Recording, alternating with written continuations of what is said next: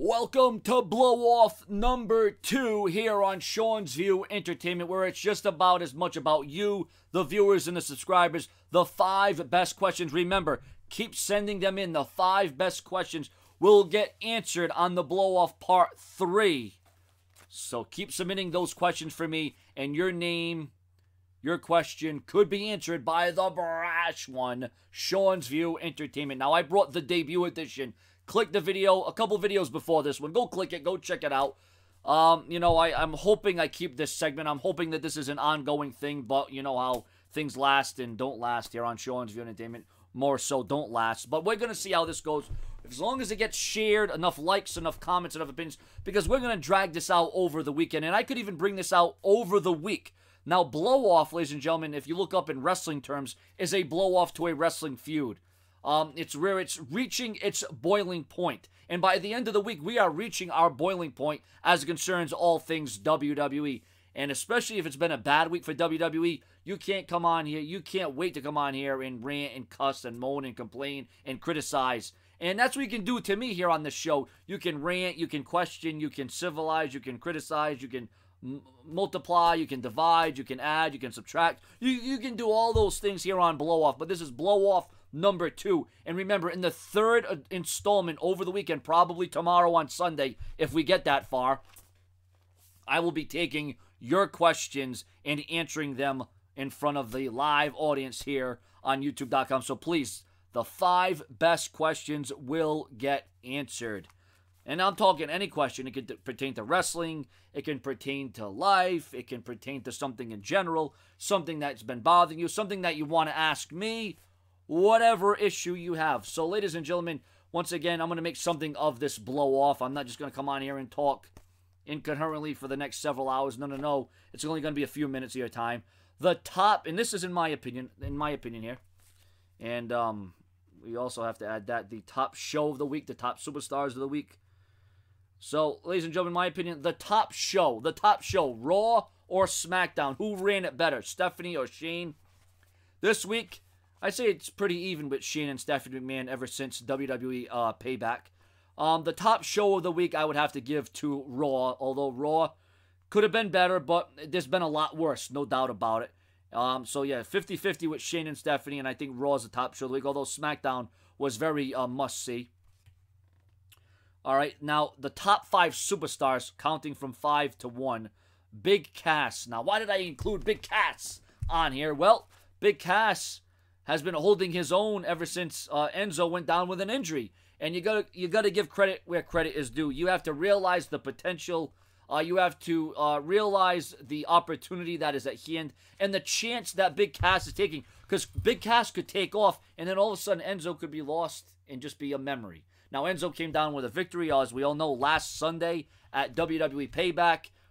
It was a very scary situation. It was a very trying situation. I mean, the guy could have literally got killed. He could have died right there. He could have been confined to a wheelchair. His career could have ended last week at WWE Payback, but thank God it didn't. Number 4, Rusev. Obviously, he's the number 1 contender. Rusev now being built up by the WWE once again. The WWE seeming to have Rusev on their radar for something special once again. But the question is, can the WWE sustain? Can the WWE keep the momentum up? Can the WWE capitalize on Rusev once again? Or is the WWE going to make another mistake along the way? Rusev has the opportunity to become something big once again. Something extraordinary could happen out of this, but, don't get your hopes up too high. I mean, I'm keeping it kind of, level right now that the WWE can maybe make Rusev believable again. But Rusev gets to be number 4 because he is going to face Kalisto for the United States title. Chris Jericho makes the list as he absolutely planted Dean Ambrose on Raw, and Dean Ambrose's segment was taken away from him. Number 2, AJ Styles, for obvious reasons. AJ Styles is riding a mile high. AJ Styles is at top of the food chain right now. He is still the number 1 contender. He's still going to be taking on Roman Reigns. And speaking about number 1 for the top 5 superstars of the week, in my opinion, and, don't just take my word for it. I want your opinion. I want your comments. I want this to be completely interactive. I want to smash mouth and in your face, as I say all the time. I repeat myself a lot, all right? I understand. All right, I say the same thing a lot, but in different mannerisms, different voices, different words. But Roman Reigns is number one simply because he's not a good guy. He's not a bad guy. He is the guy. He is the WWE champion. But I do have questions. I do have some questions for the WWE. And this is a part of this segment. This is a part of the blow-off here on Sean's Entertainment where we're blowing it off the end of the week. We're blowing off steam. We're blowing off our rants. We're getting out what we want to say. We want to say what we want to think. We think what we want to know and all that other stuff. So some of the questions that I have for the WWE this week coming out of Raw and Smackdown and top stories on WWE.com.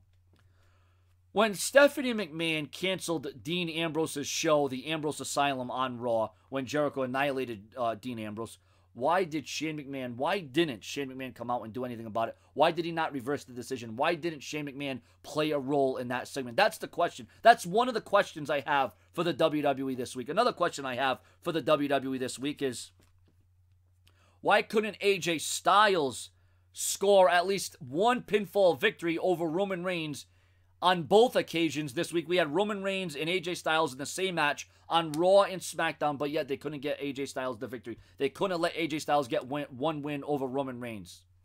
Once again, I'm a big Roman Reigns fan. I'm a Roman Reigns supporter, but the booking is getting to be a little much. How could the WWE release Damian Sandow? That's a question I have. How could WWE release Alex Riley? Another big question that is on the mind. And why didn't the WWE release El Torito and Hornswoggle a long time ago? How the hell do they remain on the roster? But yet you got Damian Sandow getting released. And why did WWE.com decide to make a page dedicated to Chyna and her career after she has died, after she has passed away? And why now does the WWE all of a sudden, why are they all interested in Chyna going in the Hall of Fame? And why are they saying yes? And why they're being so upbeat and they're being so positive about it? They weren't singing this tune when she was alive. This is absolutely reprehensible and sick. It's absolutely twisted. And yeah, here on listen, this isn't a ripoff. This isn't a payoff, okay? When I say we've reached a boiling point on this show, when I say we're going to go places we haven't gone before, when I say I'm going to say things and do things I haven't done in a long time, or that you have yet to see me do, here on the blow-off, we are going to blow people's minds. We are going to do and say things that nobody ever thought was possible on occasions. Not all the time, because I don't want to be too controversial. I don't want to be too, conflicting here, but, that's where I see things. Now, remember, on the third installment of the blow-off, all right, I'm taking your questions. The third installment is all about you. Your questions, your comments, your opinions, whatever it is you want to throw at me. And if you're lucky enough, you will get the satisfaction of having your question, your comment, your statement on the show. Remember, there's a third installment to the blow-off.